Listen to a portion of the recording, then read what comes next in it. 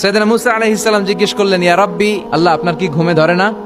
আল্লাহ বললেন, কোনো কথা বলা যাবে না, দুইটা গ্লাসের ভেতরে পানি নাও, পানি ভর্তি গ্লাস নিয়ে তুর পাহাড়ের উপরে দাঁড়াও। সাইয়েদনা মুসা আলাইহিস সালাম দাঁড়ালেন। আল্লাহরে আবার জিজ্ঞেস করলেন, আল্লাহ আমি জিজ্ঞেস করলাম কি আর আপনি করতে বললেন কি?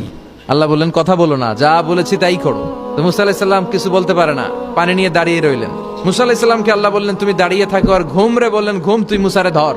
ঘুম যে এবার সাইয়েদনা মুসা আলাইহিস সালামকে ধরেছে। উনি ঘুমের ধাক্কায় আর থাকতে পারেন না, একবার ডানে যায় আরেকবার বায়ে যায়। ঘুমের ধাক্কায় হঠাৎ করে কাত হয়ে পড়ে যায় আর গ্লাসগুলো মাটিতে পড়ে খান খান হয়ে ভেঙে যায়। আল্লাহ ডেকে বললেন, মুসা বেশি কিছু হেফাজতের তো দায়িত্ব দেই নাই, শুধু দুইটা গ্লাস হেফাজতের দায়িত্ব দিয়েছে। ঘুমের কারণে এগুলোর হেফাজত করতে পারো নাই, ভেঙে খান খান হয়ে গিয়েছে।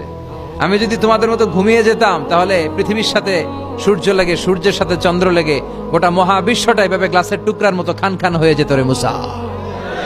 এজন্য লা তাখুযুহু সিনাতু ওয়ালা নাওম, আমার ঘুমেও ধরে না, ঘুমের আগে যে তন্দ্রা আসে ওইটাও ধরে না।